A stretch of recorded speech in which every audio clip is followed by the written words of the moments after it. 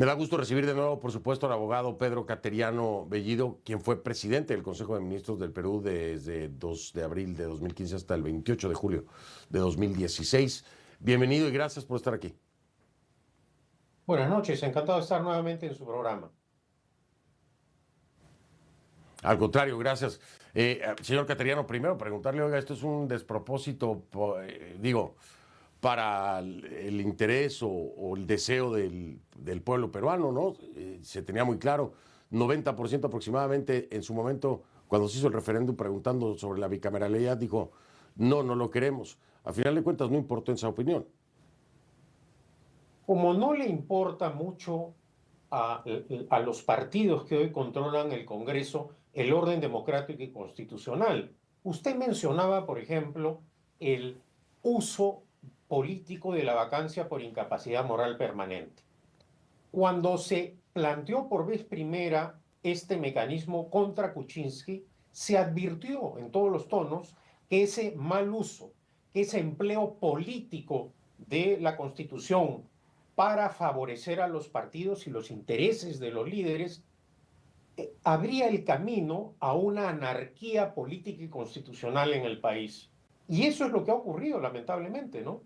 Y hoy día alegremente han convertido el mecanismo de la vacancia por incapacidad moral permanente como el voto de censura en el sistema parlamentario, cuando es un mecanismo constitucional Sí. que no estuvo contemplado de esa forma, ¿no? Sí, por supuesto, y lo decía yo, para muchos, realmente en el Perú se vive en un sistema parlamentario.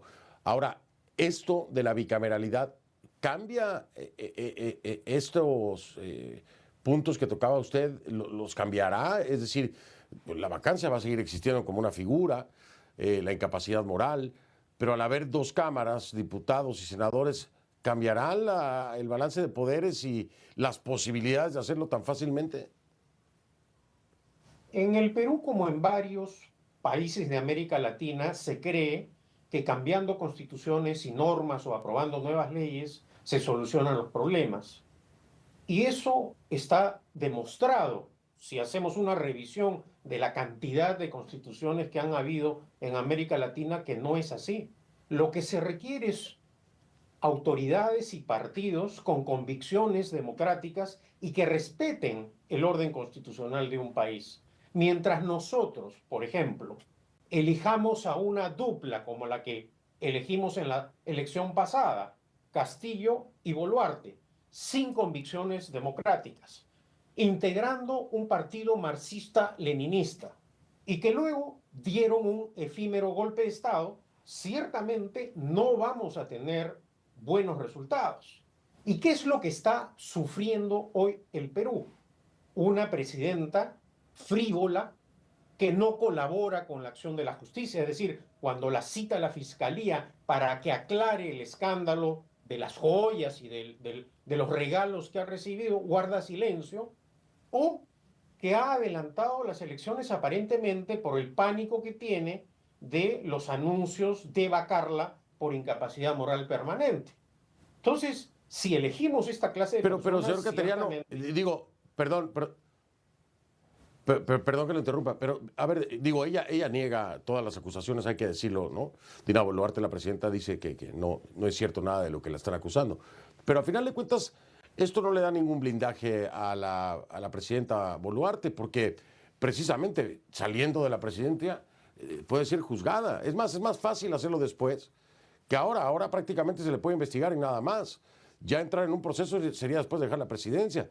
No creo que le favorezca, Sí, ¿no? sí, sí, señor del Rincón, pero el daño que ha hecho esta dupla de Castillo-Boluarte al país tiene un costo altísimo. Cerca de 15.000 millones de dólares de fuga de capitales del país.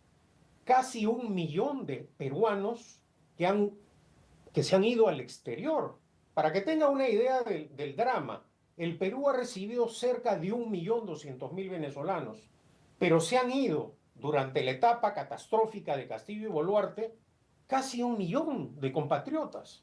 Entonces, el daño que ha causado esta ineptitud, frivolidad, violación constante del orden constitucional y democrático, primero con el golpe efímero de Castillo y ahora con esta conducta antidemocrática de la presidenta, son costos altísimos para el país.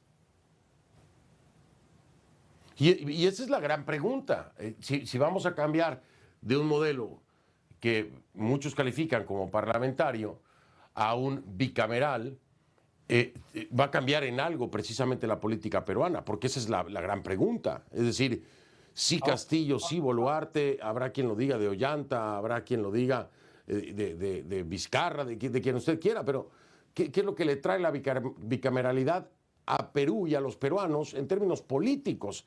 Esa es la gran pregunta. ¿Va a servir de algo? ¿Hay un cambio en la dinámica que va a permitir que no se den ciertos escenarios? Respóndame después de la pausa, señor Cateriano. Lo escucho con atención. Vamos al corte y regreso rápido.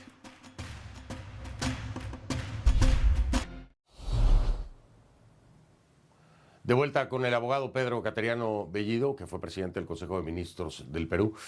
Y le decía yo, vemos los antecedentes de esta inestabilidad y esta crisis política que, si bien se acrecenta de alguna forma con Pedro Castillo, se le acusa a Dina Boluarte y dirán, pues desde el exterior muchos pues han acusado a todos de algo. A Vizcarra lo acusaron, a Pedro Pablo Kuczynski lo acusaron, a Ollanta Humala lo acusaron, y siempre el Parlamento estaba con la moción de vacancia, etcétera. Ya sabemos la historia. La bicameralidad ¿trae algún cambio en este sentido? ¿Es algún garante de mayor estabilidad política? ¿O no hay ninguna certeza de que esto vaya a ser así?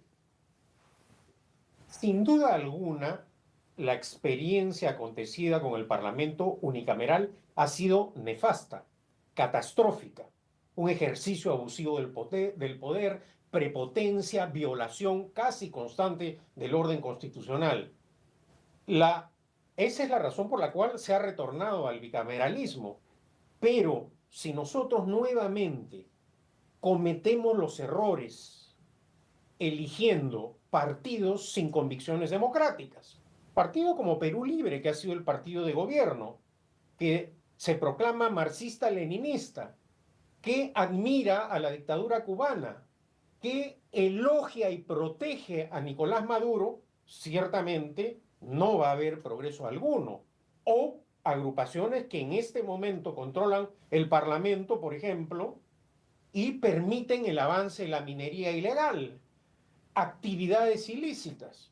Entonces, es un problema complejo. No solo hay que cambiar la ley y la Constitución, también hay que saber elegir.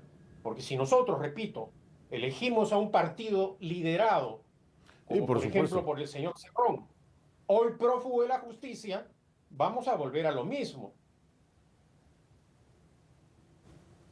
Sí, por supuesto. Además, lo que hay que evaluar aquí también son otros temas tan importantes como las mayorías, ¿no?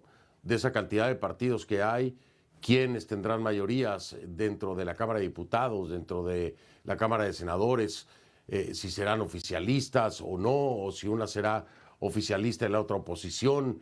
La dinámica cambia realmente mucho. Lo hemos visto en otros países que tienen sistemas bicamerales, empezando por Estados Unidos, por ejemplo, cómo facilitan o no facilitan.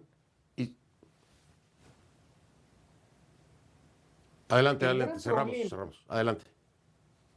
El gran problema es que el Parlamento no ha cambiado lo que ha fracasado, es decir, no ha modificado el mecanismo del derecho de disolución, que lo tuvo Fujimori, lo tuvo Castillo, sí, y no lo emplearon, sino que dieron golpes de Estado, han mantenido ese sistema en lugar de incorporar, por ejemplo, la renovación parcial del Congreso, para evitar este conflicto permanente entre los poderes del Estado.